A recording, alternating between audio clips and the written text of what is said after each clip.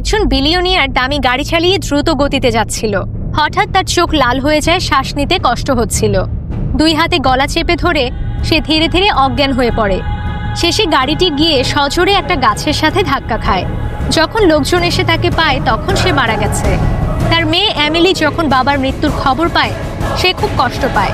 ডাক্তারি রিপোর্টে দেখা যায় তার বাবাকে বিষ দিয়ে মারা হয়েছে। শেষকৃত্যর পর পরিবারের সবাই উত্তরাধিকার অর্থাৎ সম্পত্তি ভাগ হওয়ার অপেক্ষায় থাকে।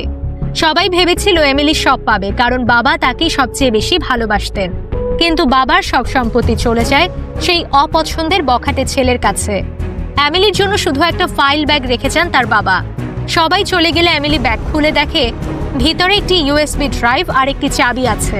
সেই ইউএসবি চালু করে দেখে এটি তার বাবার মৃত্যুর আগে তোলা একটি ভিডিওতে বাবা বলেন বাড়ির পেছনের জঙ্গলে একটি গোপন জায়গা আছে, আর এমিলিকে বলেন সে যেন এটা কাউকে না বলে।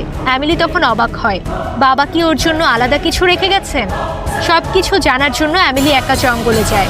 সেখানে সে খুঁজে পায় একটা গোপন ভূগর্ভস্থ ঘর। বাবার দেওয়া চাবি দিয়ে দরজা খুলে ভিতরে যায়।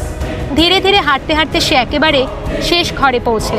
ঘরের আলো জ্বালিয়ে দেখে একজন বৃদ্ধ লোক একটা চেয়ারে বসে আছে, গলায় লোহার শিকল বাঁধা। লোকটি একদম নড়ছে না। এমিলি বুঝতে পারে না সে বেঁচে আছে নাকি মরে গেছে। সে ধীরে ধীরে হাত বাড়িয়ে দেখে, অবাক হয়ে যায়। লোকটা আস্তে নড়ে ওঠে। এমিলি ভয়ে দৌড়ে বাইরে পালিয়ে যায় আর দরজা বন্ধ করে দেয়। পরে ঘরে গিয়ে ফোনে পুলিশ ডাকতে যায়, কিন্তু মনে পড়ে বাবার বলা কথা। বাবা হয়তো চাইতেন না কেউ এটা জানুক, তাই এমিলি ফোন রেখে দেয়। রাতে এমিলি আবার সেই গোপন ঘরে যায়। এবার একটি মুখোশ পরে।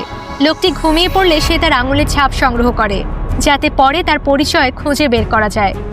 ঠিক তখনই লোকটির চোখ খুলে যায়। সে সরাসরি এমিলির নাম ধরে ডাকে, এমনকি তার জীবন, পরিবার, পছন্দ অপছন্দ সব জানে। এমিলি এতটাই অবাক হয় যে মুখোশ খুলে ফেলে। তখন বৃদ্ধ লোকটি বলে, তোমার বাবা মারা গেছেন, তাই তুমি এখানে এসেছো। লোকটি নিজেকে দাওসন বলে পরিচয় দেয়।